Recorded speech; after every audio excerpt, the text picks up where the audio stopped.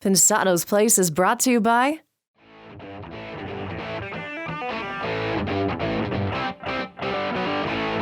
We're going on location. We got a special one for you. Brand new ITLs, all the stuff you've grown to love and we love presenting to you. You're at the place. It's Pensado's Place.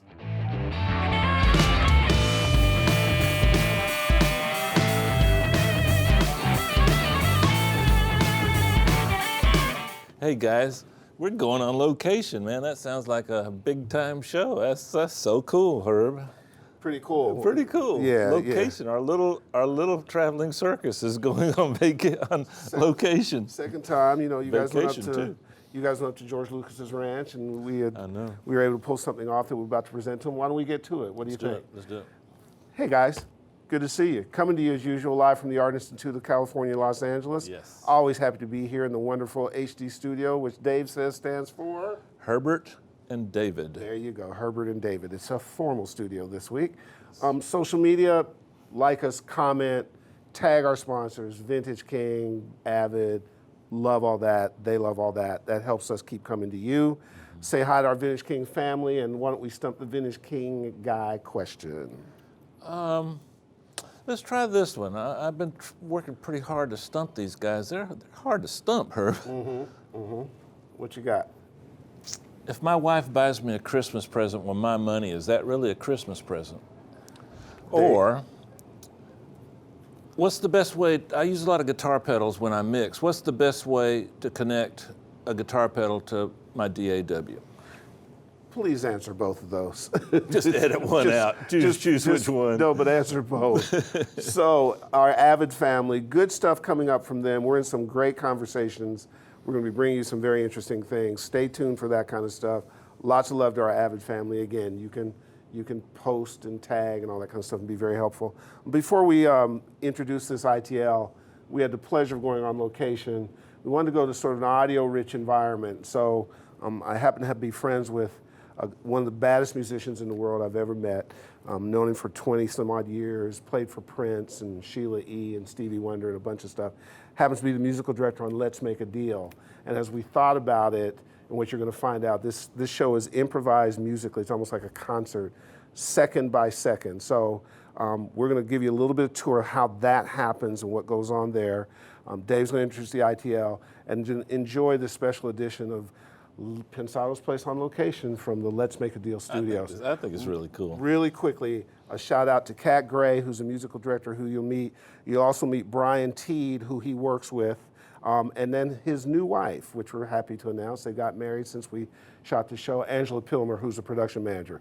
So ITL up, Let's Make a Deal, and off we go.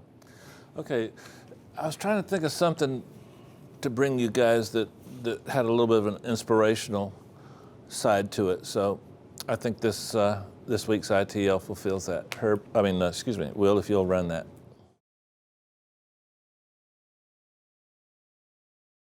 Today I want to talk a little bit about feel. We're gonna use a hi-hat track as a example, but you can do this with everything. Now, in various ITLs, we've kind of done some of these techniques, but today we're going to combine a few different ones and some of the same old techniques to manipulate the feel on a track. Now, if you ask a drummer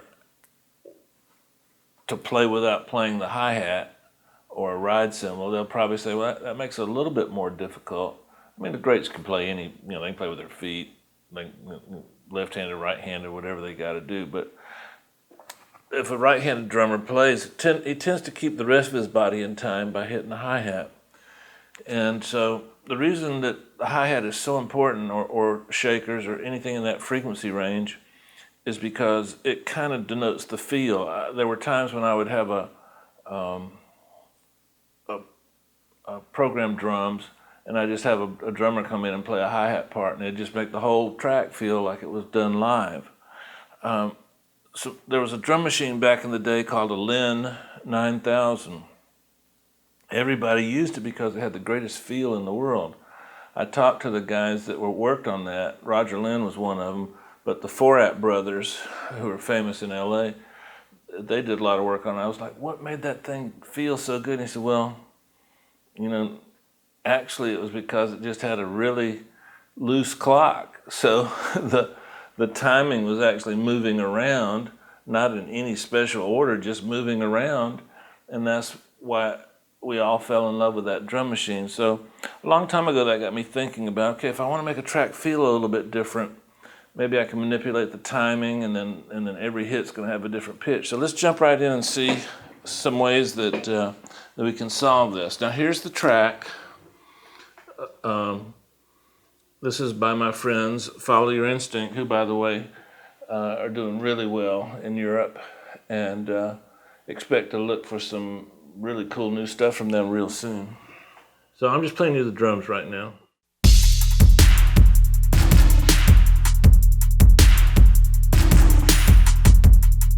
Now that hi-hat is pretty tight, pretty, it's dead on the money. So let's mute that one, and I've made a copy of it. Now, here's my copy without, well, you know what, I've done some stuff to this already. Let me show you what I did. I took, in Pro Tools, you can use a random pencil tool. I've shown you this before. And this guy here, and what you can do is you can take this and you can draw. What is it? You can, oh, you know what? I got a big. Let me select a. Let's select a 16th note. So you can select a 16th note, and so that's down my level.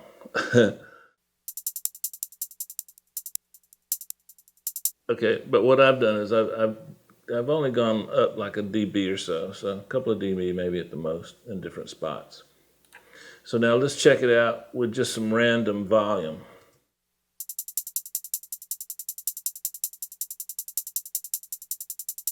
Let's see if that helps our feel.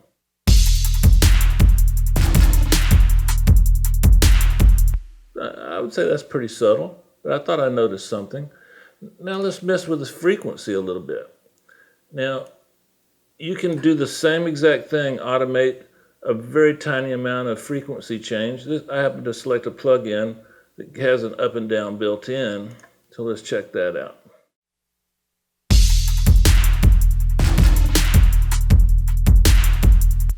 Now let's solo it. I'm going to exaggerate it so you can see what it's doing.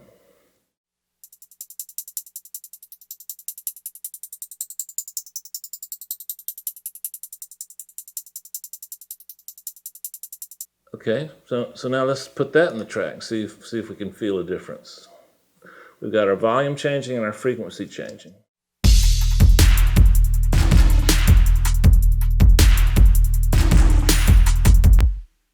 I think I feel feels a little better.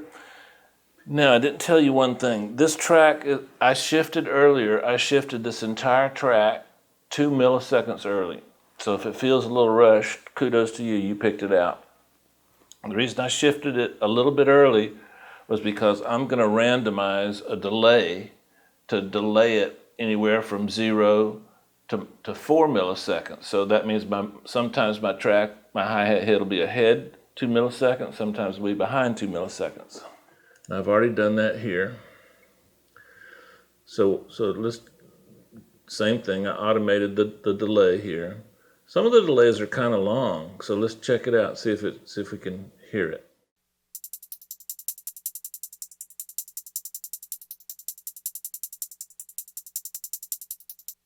Okay, kind of cool. We're getting some little artifacts, but this is just for demonstration purposes, so you can tighten it up later. I'm trying to do this quickly on screen.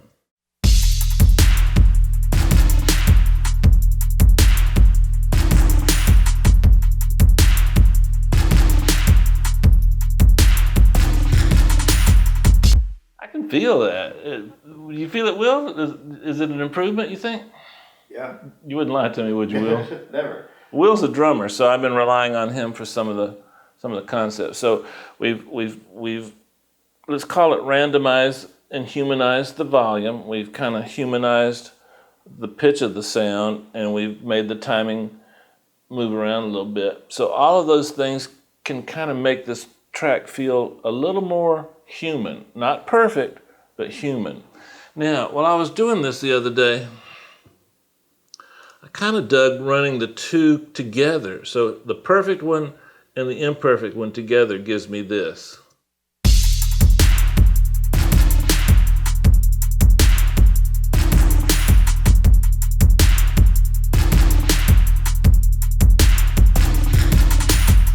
And that turned out to be my favorite way to do this. So once again, the concept was to create a human feel, and we can do that with vocals with this same technique, or we can do that with any instrument we want, anything we want, and we can take this to even more levels depending on how long we want to manipulate. Like if you have to draw this in manually, it could take you a minute, but you can copy and paste, once you do a bar. I'd recommend 2 bars just to get a little more randomness to the feel. Pro Tools, and I think all the DAWs have a randomizing pencil tool. So check it out with yourself. Experiment with ways to make things random, knowing that very small amounts of randomness is the same thing as saying human, because none of us are perfect. And I'm at the top of that list. Okay? Bye-bye.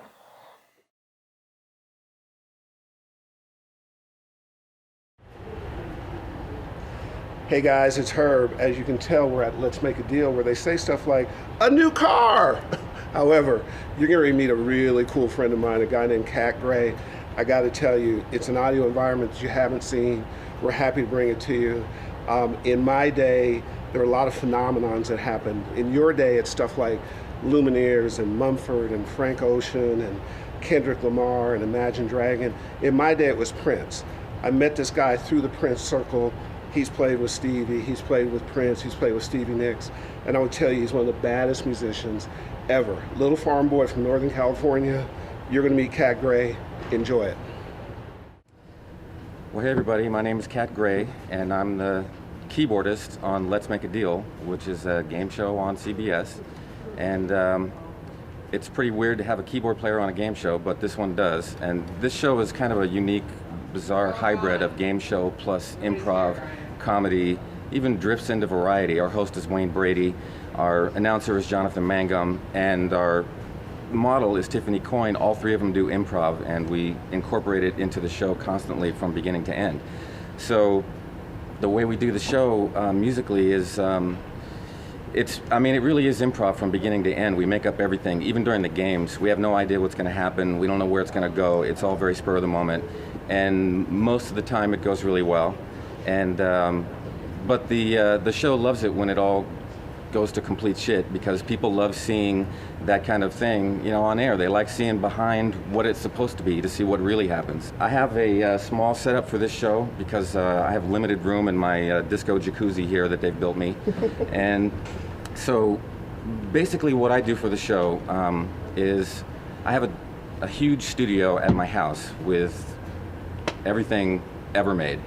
And I sit there and mostly I make drum beats, and to protect myself, for self-defense, for what may happen in the show.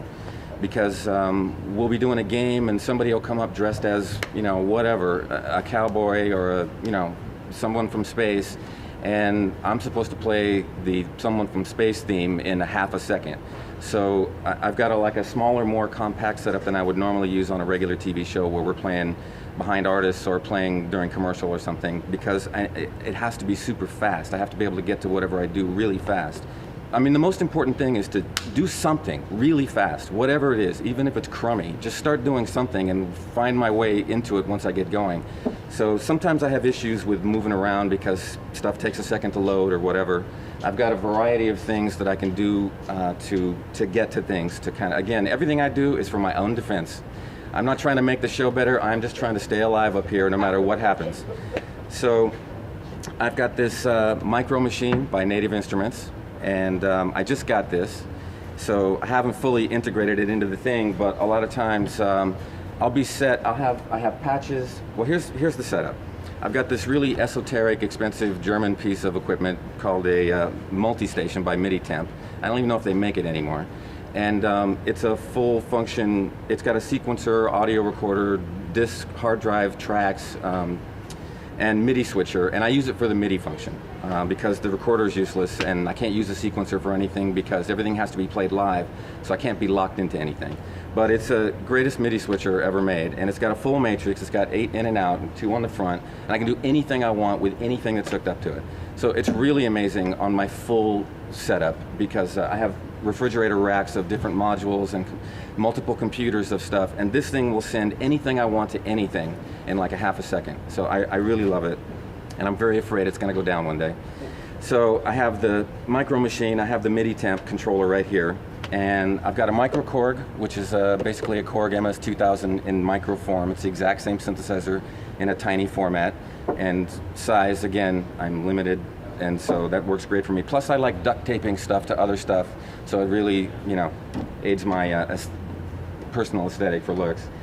This little Akai LPK25 is great. It's indestructible. I also take one with me on the road when we do live improv shows or whatever because it's great. My controller here is a Nord C1, which is Nord's organ controller. And you know, another big part of this gig is figuring out how to get around the bugs and the limitations of the equipment. I know you're always trying to get equipment to do more stuff than it is actually capable of doing. So, you know, I constantly have to make extra moves, and it just makes stuff more complicated, but they don't make something for this kind of application. So I've got the Nord controller, which sends out MIDI, obviously, from both, and I also have the organ. So even though, you know, I may have it set up for, you know, whatever kind of sounds, all I have to do is just turn up the organ thing, and I've got a B3 here, you know, right away without having to switch anything. Then over here I have 2 Yamaha motifs. One is the original motif rack, and the other one is the ES rack. And this is the brain for the MIDI temp right here. And then I've got 2 MacBook Pros, and this one I just got about 6 months ago. It's the brand new one. It's the most powerful with the 16 gig of RAM because RAM is your friend when you're trying to load, you know, 900 different sounds for any occasion. If I was playing with someone on tour, like I used to do all the time, you're just loading their set. It's so simple. It's, you know, but here I have to have 900, I have to have my African sound set ready just in case Wayne goes left field and suddenly we're in the Serengeti. So I have to have so many things up at once. That's why the 2 computers. And then on this computer, the way I deal with the drum loops is, on this computer I use Soundboard, which is a great, cheap little program, and you get you know, as many pages of RAM as you can, and it's just it's kind of a sample playback machine. So I've got loops in here, and they just run on their own. So if I hit a loop in here, it's not a song form, it's just a loop that is just going to keep going no matter what I do, and then I play over the top of it. However, in order to always try and up production value or whatever, I also load loops into main stage from Logic over here so that I can have control, because you can cycle any section of any loop that you want. And so that way I can have song sections. And it's very important because when we improv songs or when we're even doing a game or whatever, stuff is never, I mean, this isn't a musical gig, even though it's 100% music from front to end. And stuff can be any length. Like you might want to play a 4-bar intro and have them come in, and they just come in after a bar and a half. So I have to be flexible to deal with all those, you know, jumpy phrasing issues.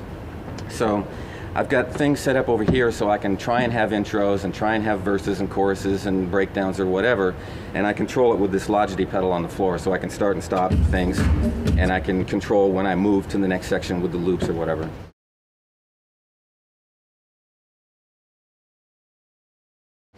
And then also my sample sound sets are in here. And then also on Let's Make a Deal, there's not only what's on air, there's what's off air.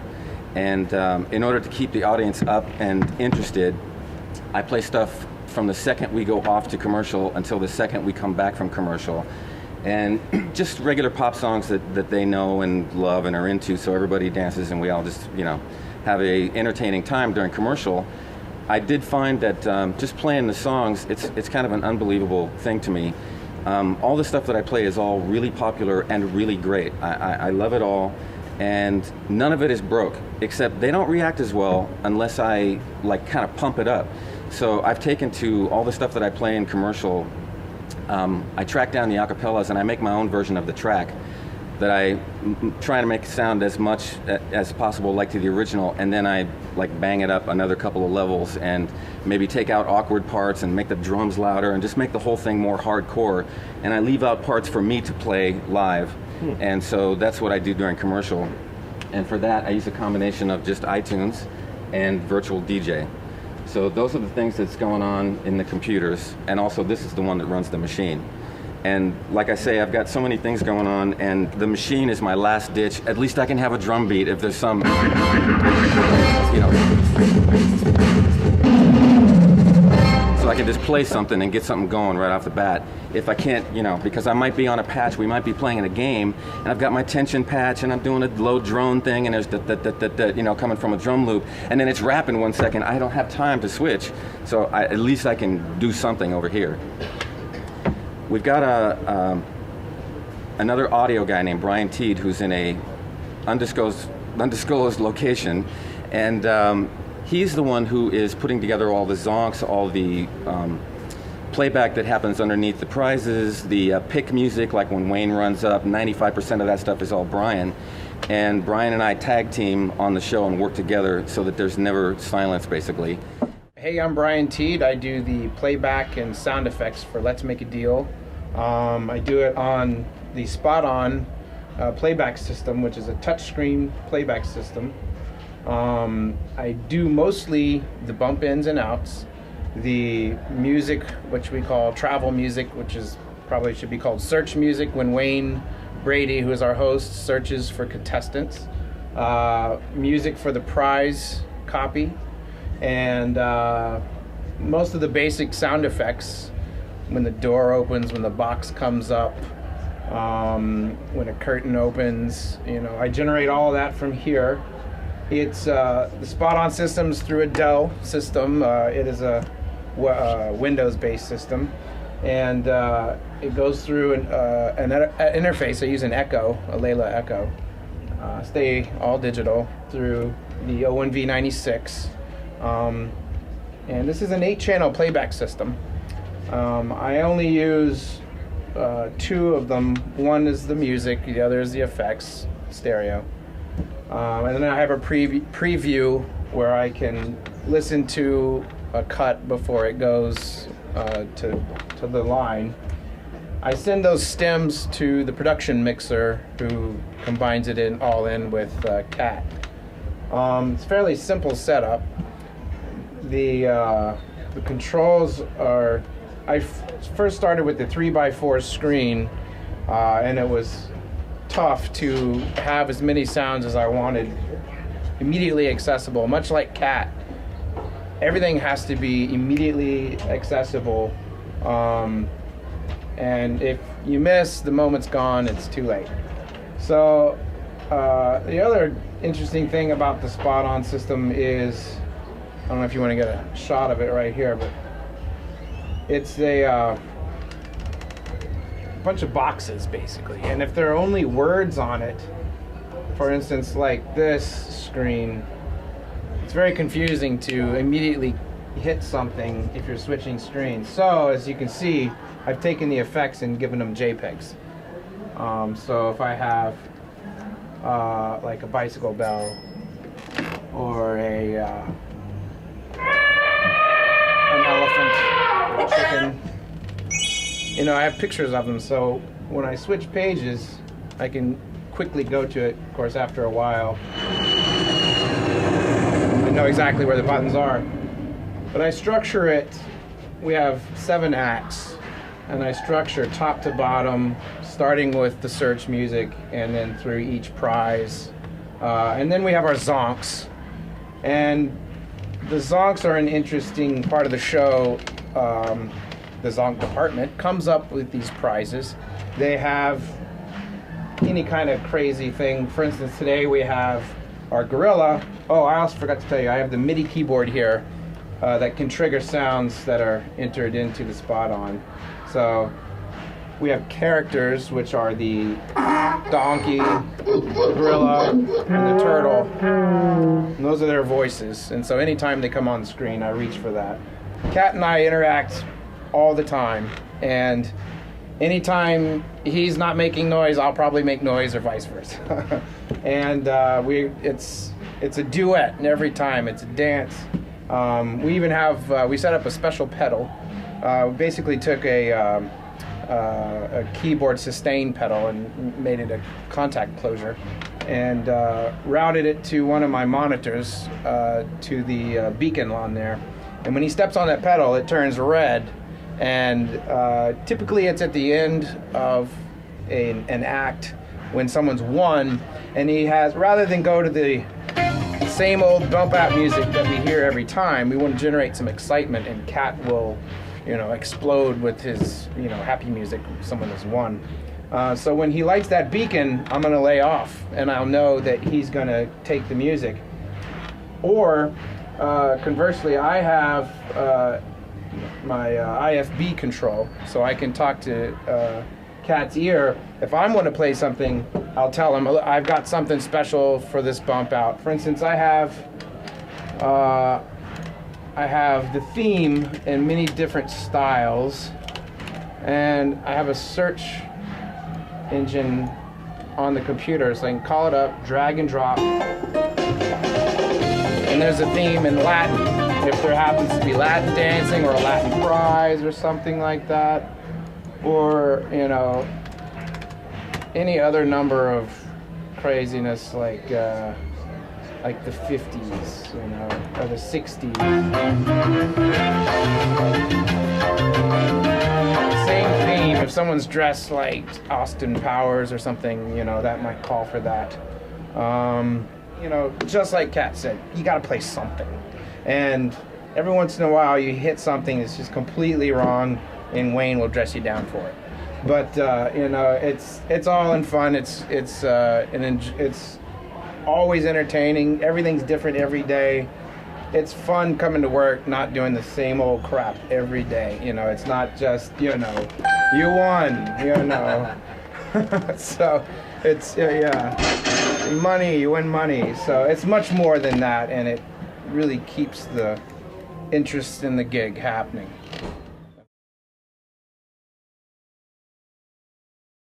You want to ask me a question about styles? Yeah. So can I test you? Can I test you a little bit? You can test me and then edit me out when I fail. Okay, that's fine. All right. So let's start with Western music. Well, Western.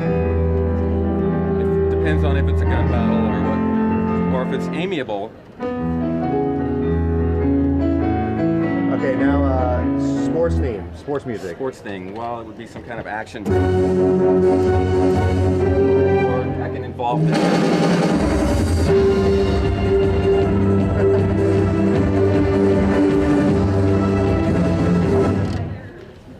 Sad song, sad music. Sad. Well, is it what kind of sadness? Is it a broken heart, or is it a, you know what I mean? It depends. And now we're jumping into a nightclub. A nightclub.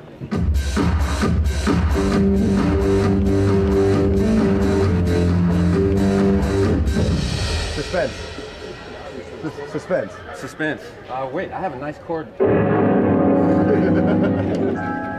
It depends on how deep it is. If it gets scarier, I can add, strings. Or cliche movie music. The inner world kind of stuff. Right. And somebody just won. Somebody just won. Oh, well, it depends on what they won. But if it's a car, it can be something like this. So, just a drum loop. I got bass here.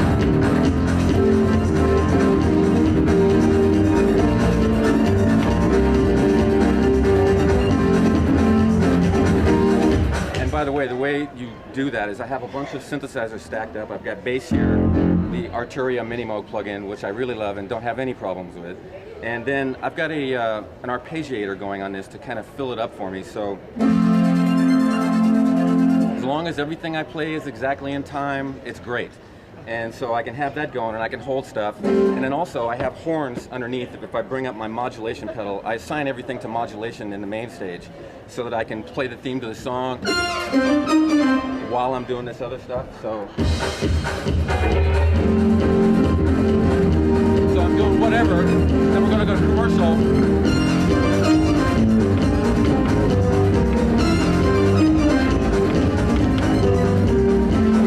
So you can get all all kinds of stuff going. And then of course, if somebody wins money, that's the money sound combined with Brian's cha-ching thing that goes on. So, and it can be in any key. I can do it while I'm playing. So again, they mention how much money they want, and I can just hit it anywhere, and that's the deal. That's what we do from front to end, unless someone comes up or Wayne starts going into some kind of a romantic thing. I've got drums for every occasion, so I can, you know, be playing a nice romantic song, or I can be playing not a nice romantic song.